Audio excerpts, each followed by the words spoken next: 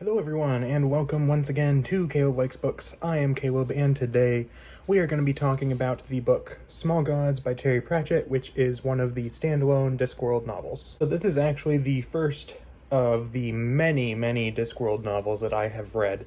I have not read any of the other ones. This is the only one so far, and this was my first Discworld experience. So do keep that in mind as I'm reviewing this book. So as far as why I decided to read this book and start Discworld as a whole, I have heard so many positive things about this series. It just sounded very interesting to me, this kind of absurdist, kind of comical, weird kind of fantasy series. Just sounded super interesting to me. And this book in particular, Small Gods, I decided to go with, first of all, because it was one of the ones at the bookstore when I went and I picked it up. But also, there are many sub-series within Discworld that are very highly regarded, along with some standalones that are also highly regarded. And rather than starting one of the sub-series within Discworld, and ending up, like, potentially not enjoying it a super huge amount or anything, I decided to get a standalone because at least that way I haven't started a larger series, and in most cases, if I start a series, I'm gonna want to, read the rest. So if I started a series and I didn't like it, then I would feel kind of inclined to read more anyway, even if I wasn't into it, whereas this way I felt like was a bit of a safer bet, and thankfully I did enjoy it quite a lot. So that's not really something I have to worry about. So first, I'll talk a bit about some of the positive aspects of this book that I enjoyed. First of all, I really enjoyed the world building, especially considering this is my first book in the series. And it's also generally considered a pretty solid place to start, so that's another reason I picked it up. But I think it did a really good job of establishing the world.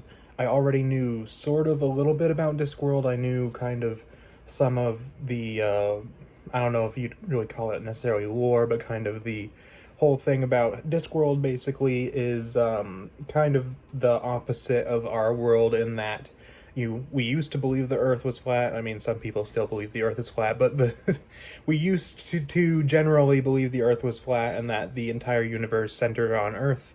And then we discovered that Earth is a globe and all of that, and orbits around the sun and all that stuff. It's basically the opposite here. In this book, it's kind of revealed that, they believed that Discworld was round and spherical and orbited a sun and all that stuff.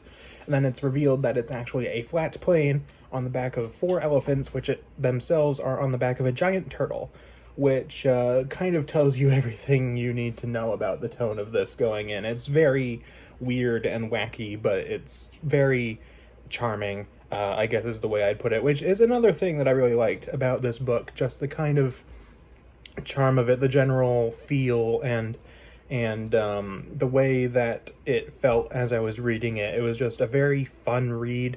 Of course, it does deal with some deeper themes in here, particularly in regards to religion, and also some other things, some like a little bit of political stuff, some philosophical stuff, but it's a very fun, light-hearted, just generally really enjoyable read that I had a lot of fun with, and I find it very charming. That's kind of the word that I keep coming back to in my mind, is this is just a very charming book to read, even though certain aspects I wasn't as interested in, which I'll get into a bit later. But just the way that it was written and just the wittiness and the fun that I had with it, and, the charmingness, if that's a word, just made me want to keep reading. So that is, like, probably the biggest point in favor of this for me, is that I just really enjoyed reading it. I also really liked the characters in this book. They were all done really well, but the standouts, of course, are the 2 lead characters in this, who are Brutha, or Brutha. I'm not sure exactly how his name's pronounced. I'm going to call him Brutha because that's how I always pronounced it in my head as I was reading.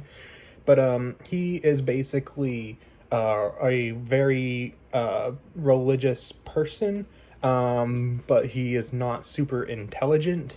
He can't read or write. It's the way that he talks throughout the book. He's not the most intelligent person in the world.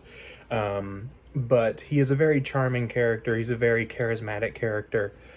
He has, I don't know the exact word for it, but he remembers things very vividly. He can't read or write, but if he looks at something, he can remember it exactly as it is, which does play a role in this book as well. So it's kind of this interesting mix of characteristics that is just very endearing to me, and works really well. And in addition to that, the other lead character is the great god Om, who you see here on the cover, and you will notice he is a tortoise. Basically, Om is one of the gods. He accidentally, I believe, turned himself into a tortoise. He meets Brutha in a garden, and then has to basically convince Brutha that he is in fact a god. And plus, Om is the god that Brutha actually worships. So he has to convince him he's a god, and it leads to some very amusing antics throughout. And the dynamic that these two characters have is great because Brutha is, a very, not super smart, but very kind of wanting to help out and things. And just a very I kind of think of him as being a very nice person.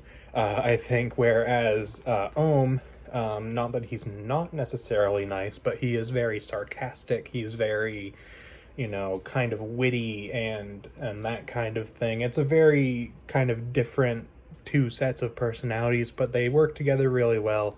And I really enjoyed their dynamic throughout the book. Of course, there are other characters in here that I enjoyed. There are two philosophers named Didactylos and Ern, I believe, who I really enjoyed. There's this one merchant character who's always trying to sell everybody something. I can't remember his name, but I really liked him.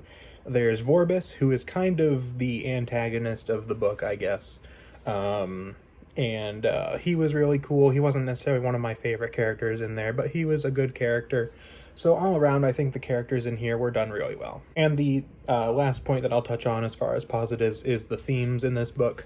I always find it very interesting when books tackle themes of religion.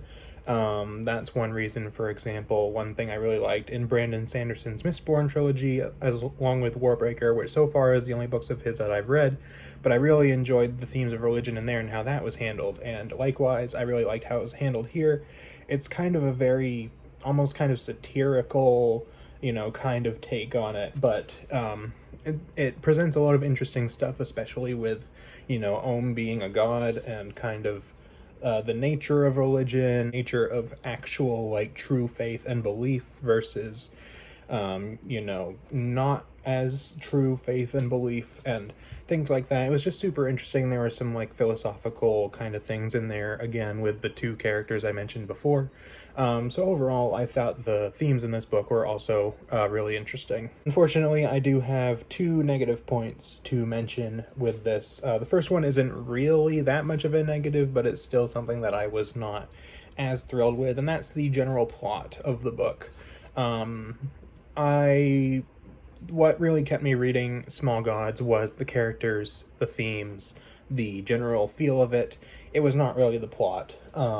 The plot I did not find super duper engaging, unfortunately. It's not bad by any means, and I'm sure, if you read it, you might love the plot. But it just didn't quite land for me.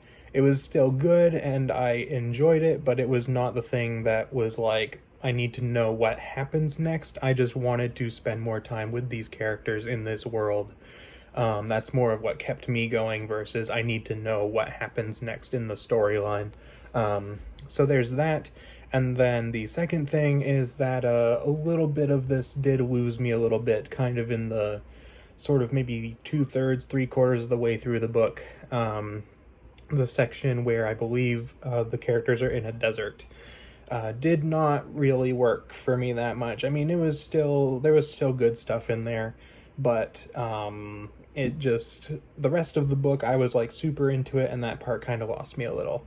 But other than those couple of things, I really, really enjoyed this book a lot. Overall, Small Gods for me is definitely a recommendation. It's not necessarily the best book I've ever read, but I did really, really enjoy it, and I definitely will be reading more Discworld. Because I just really enjoyed being in this world and the characters and all that stuff. If I were to give it a rating out of 10, it'd probably be somewhere in the 8.5 range. A pretty high score, not a perfect score, but still quite a high score.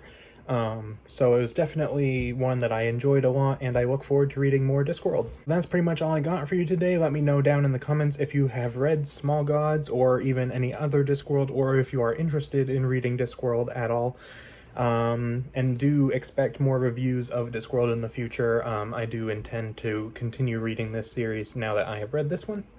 I'm not sure which book I'm going to go with next, but I will probably start one of the sub-series.